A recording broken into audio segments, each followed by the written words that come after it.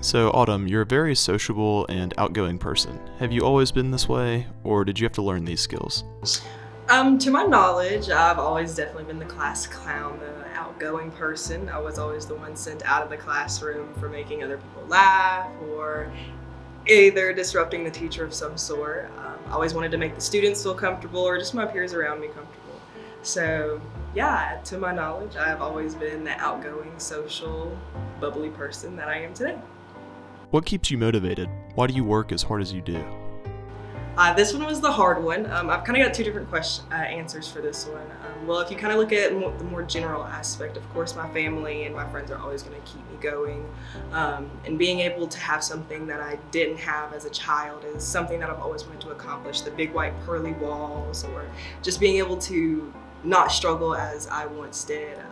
But then if you come into the hospitality aspect and my business aspect, my guest really keeps me going.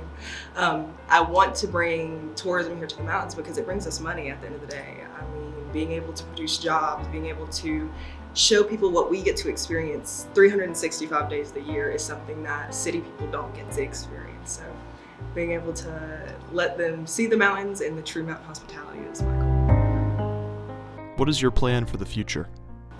I definitely want to keep working in hospitality and just the hotel aspect of it because you can really just travel anywhere with it.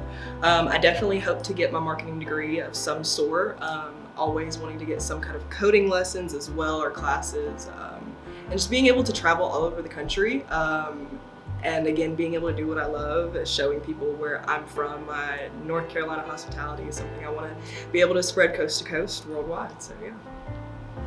What are some of the biggest challenges you faced in your professional career, and how did you overcome these challenges? Being able, I guess, to know that not everybody is going to be happy with your work. You can try your hardest and still lose sleep over them and they not still be satisfied.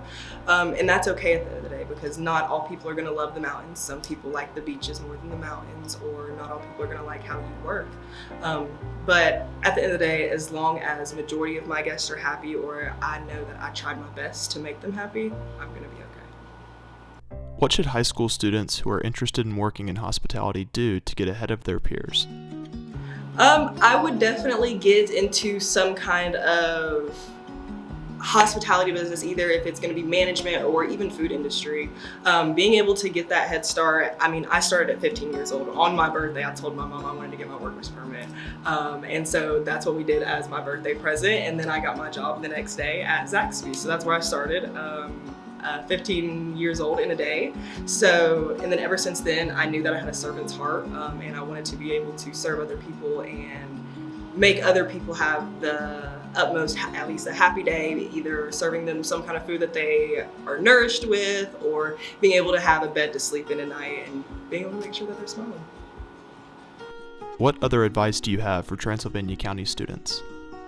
Definitely always go for what you love. I mean, you hear this every day, but genuinely, I was the high schooler who thought she wasn't going to make it out of Brevard, or even thought that Brevard just wasn't for her. But then once you're here, once you get older, you get a love for the mountains. So I ended up knowing that I kind of wanted to also stay here part-time.